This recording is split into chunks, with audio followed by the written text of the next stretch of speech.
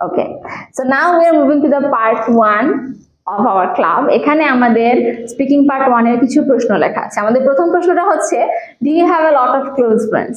মানে আপনার অনেক কাছের বন্ধু আছে কিনা। যদি আপনার কাছের বন্ধু থাকে তাহলে অবভিয়াসলি আনসারটা পজিটিভ হবে। এক্ষেত্রে আপনি বলবেন yes, certainly I do have a lot of close friends. কেন আছে আপনার অনেক বেশি ভালো বন্ধু?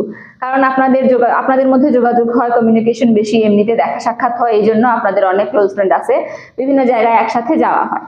আর যদি ক্লোজ ফ্রেন্ড বেশি না থাকে এর কারণ কি হবে? কারণ আপনাদের মধ্যে কমিউনিকেশন তেমন একটা নেই, এই জন্য আপনাদের দেখা সাক্ষাৎ হয় না, যোগাযোগ হয় না, যার কারণে সংখ্যাটা কমে গেছে। আপনি যদি বলেন আপনার ফ্রেন্ড আছে অনেক, তাহলে এর পেছনে আপনাকে রিজন দেখাতে হবে।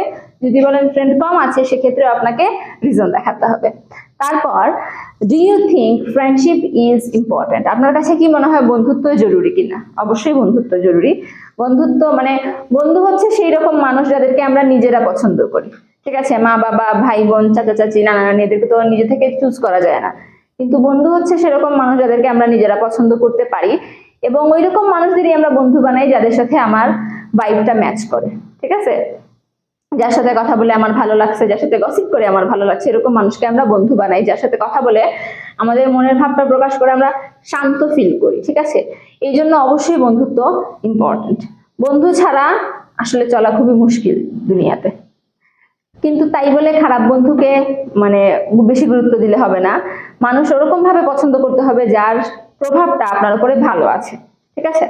তারপর, how often do you go out with your friends? How often মানে হচ্ছে আপনি প্রায় কতবার আপনার ফ্রেন্ডের সাথে বাইরে বেড়াতে যান, ঠিক আছে? বাইরে বেড়াতে গেলে, বেশিরভাগ সময় বেড়াতে গেলে ইয়েস, আমরা মাঝে মাঝে ট্রিপ প্ল্যান করি, বিভিন্ন বিয়েতে যাই, বিভিন্ন অনুষ্ঠানে যাই, এভাবে আমরা বাইরে বেড়াতে যাই। অথবা মাঝে মাঝে এমনিতেই আমরা কোনো রেস্টুরেন্ট ওপেন হলে আমরা এমনিতেই খেতে যাই, যদি ওপেন হয় আমরা সবাই একটা ঢু মেরে আসি, ঠিক আছে? মানে আপনি অনেক সময় যান। কিভাবে যান এই জিনিসটা একটু বলতে হবে, কখন যান এই জিনিসটা একটু বলতে হবে। তারপর, what kind of people do you like to have as a friends? আপনার কোন ধরনের মানুষকে ফ্রেন্ড হিসেবে থাকতে আপনার ভালো লাগে? মানে আপনার ফ্রেন্ড হিসেবে আপনি কোন কোন কোয়ালিটি একজন মানুষের মধ্যে দেখতে চান? অবশ্যই আপনি বলবেন ভালো ভালো কোয়ালিটি দিয়েই মানুষ সাধারণত সবাইকে চুজ করে, ঠিক আছে? এই জন্য আমরা এই জিনিসটা নিব যে একটু এমপ্যাথেটিক, মানে যার অন্যের ভাবনা বোঝার, অন্যের সাথে অন্যের ফিলিংস বোঝার ক্ষমতা আছে। তারপর, অনেস্ট পার্সনকে অবশ্যই আমরা ফ্রেন্ড হিসেবে নেব, কারণ তার একটা ভালো প্রভাব আমাদের মধ্যে পড়বে। আর যেহেতু আমরা অনেকেই রিলিজিয়াস, তাই আমরা চেষ্টা করবো ওরকম মানুষকে ফ্রেন্ড বানানোর যারা একটু রিলিজিয়াসলি অ্যাক্টিভ, যার কারণে আমার মধ্যে আরো ভালো জিনিস আসবে। তার মানে আমি ফ্রেন্ড কাকে বানাবো?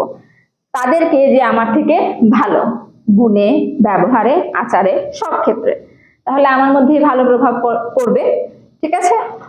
এখন এই জিনিসগুলো আপনি আনসারে বলবেন। এই জিনিসগুলোকে এত বড় করে বলার দরকার নেই, আপনি ছোট করেও বলতে পারবেন। ওকে, আর এখন বলুন তো, বেস্ট ফ্রেন্ড আর ক্লোজ ফ্রেন্ডের মধ্যে কি পার্থক্য? ক্লোজ অনেকেই হতে পারে, বেস্ট একজনই হয়। ক্লোজ ফ্রেন্ডস অনেকেই হতে পারে, 4-5 জন ক্লোজ ফ্রেন্ড থাকতে পারে, হোয়াটসঅ্যাপ গ্রুপে ফোন দিয়ে কথা বলতে পারেন যে এই জানো আজকে এই জিনিসটা হয়েছে। তারপর ওখানের মধ্যে একজন থাকবে, হ্যাঁ, যাকে আলাদা ইনবক্সে বলবেন এইটা কিটার লাগে মাথারিটা, হ্যাঁ, ঠিক আছে? তার মানে বেস্ট ফ্রেন্ড একজনই হয়, ক্লোজ ফ্রেন্ড অনেকেই হতে পারে। এখন পার্ট 1 গুলা বোঝা গেছে, কিভাবে আনসার করব আমরা? যদি বুঝে থাকি তাহলে আমরা এখন আমাদের পার্টনারের সাথে কনভারসেশন শুরু করব।